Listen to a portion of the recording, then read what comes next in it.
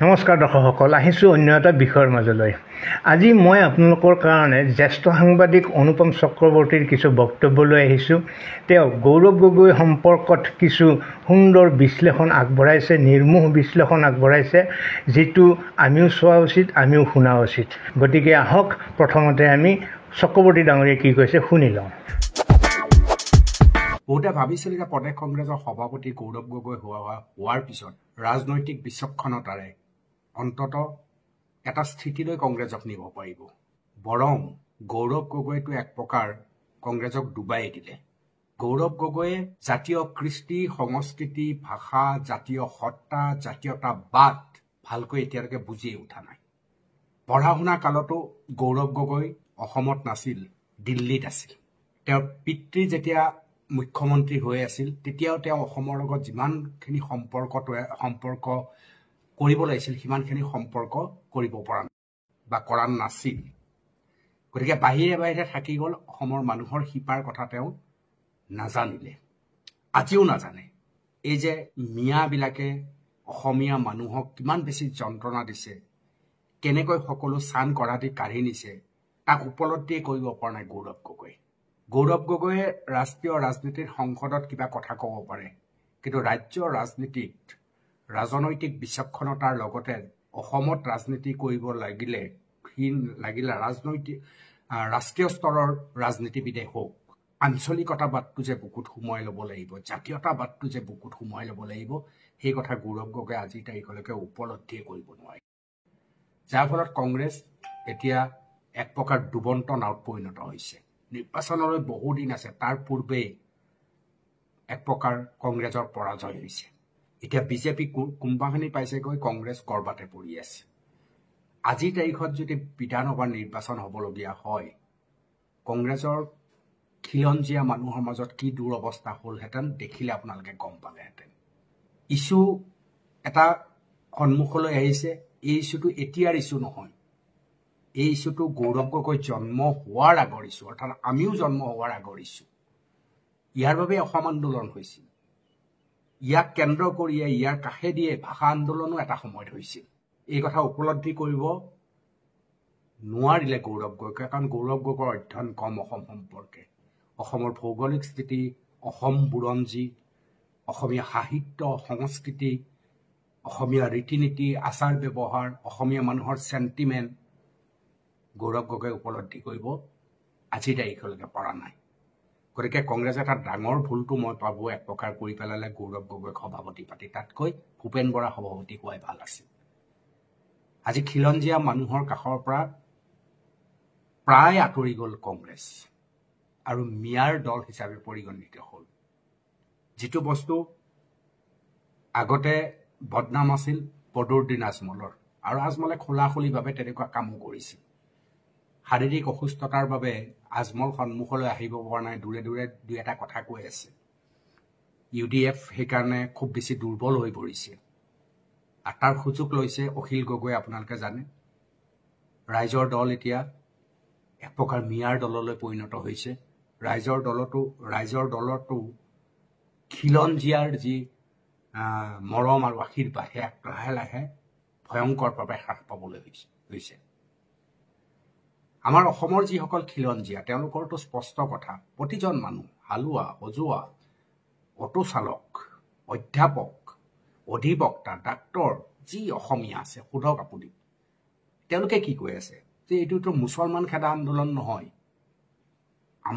আমি অসমীয়া মানুহত হিন্দু আৰু মুছলমান বৰ ধুনীয়াকৈ মিলি আছোঁ, আমাৰ সেইকাৰণেতো পুৱা মক্কা আছে, আমাৰ সেইকাৰণেতো হয়গ্ৰীৱ মাধৱ মন্দিৰ আছে, আমাৰ কোনো সমস্যা নাই। আমাৰ সমস্যা হৈছে এই বেদখল কৰা মানুহখিনি, অৰ্থাৎ এই মিয়া। য'তে ত'তে মিয়া সোমাইছে, য'তে ত'তে মিয়া সোমাই আমাৰ খেতি মাটি দখল কৰিছে, গৰু চুৰ কৰিছে, ধৰ্ষণ কৰিছে, ড্ৰাগছৰ ব্যৱসায় কৰিছে। কোনো কাৰণতে আমাৰ লগত একোতে নিমিলে, কথা বতৰা, আচাৰ ব্যৱহাৰ, ৰীতি নীতি, পোচাক পৰিচ্ছদ ক'তো একো নিমিলে। এই সোপাহে আমাৰ সমস্যা। ইহঁতৰ কাৰণে আমাৰ অসমীয়া মানুহখিনিৰ বদনাম হৈছে, অসমীয়া মুছলমানসকলে বদনাম সহ্য কৰিবলগীয়া হৈছে। খিলঞ্জীয়া যিসকল মুছলমান তেওঁলোককতো ধৰিবই নোৱাৰি। এই খিলঞ্জীয়া মুছলমান থকালৈকে আমাৰ জিকি জাৰি কি ধৰণে বিকাশ হৈ আছিল আপোনালোকে দেখিছে। আপোনালোকে দেৰগাঁৱৰ কথা জানে, শিৱসাগৰৰ কথা জানে। জিকিৰ জাৰিৰ কাৰণে আমি দৌৰি দৌৰি যাওঁ। এই মিয়াসকল অহাৰ পিছত জিকিৰ জাৰিৰো যিটো জনপ্ৰিয়তা, যি এক আন্দোলন চলিছিল, তাতো বহুত আঘাত পৰিছে, সাংঘাতিক আঘাত পৰিছে। মিয়াই আটাইতকৈ বেছি ক্ষতি কৰিছে আমাৰ অসমীয়া মুছলমানক। মানসিকভাৱে যথেষ্ট ক্ষতি কৰিছে, সাংস্কৃতিকভাৱে যথেষ্ট ক্ষতি কৰিছে আমাৰ অসমীয়া খিলঞ্জীয়া মুছলমানক। আৰু সমগ্ৰ অসমীয়া মানুহক, অৰ্থাৎ তাত হিন্দু মুছলমান সকলো আছে, বৌদ্ধ খ্ৰীষ্টান সকলো আছে। এই সমগ্ৰ খিলঞ্জীয়া মানুহক মিয়াৰ আগ্ৰাসনে ভয়ংকৰ পৰিৱেশ তৈয়াৰ কৰি দিছে। ক'ত যাওঁ কি কৰিম এই ধৰণৰ পৰিস্থিতি হৈছে।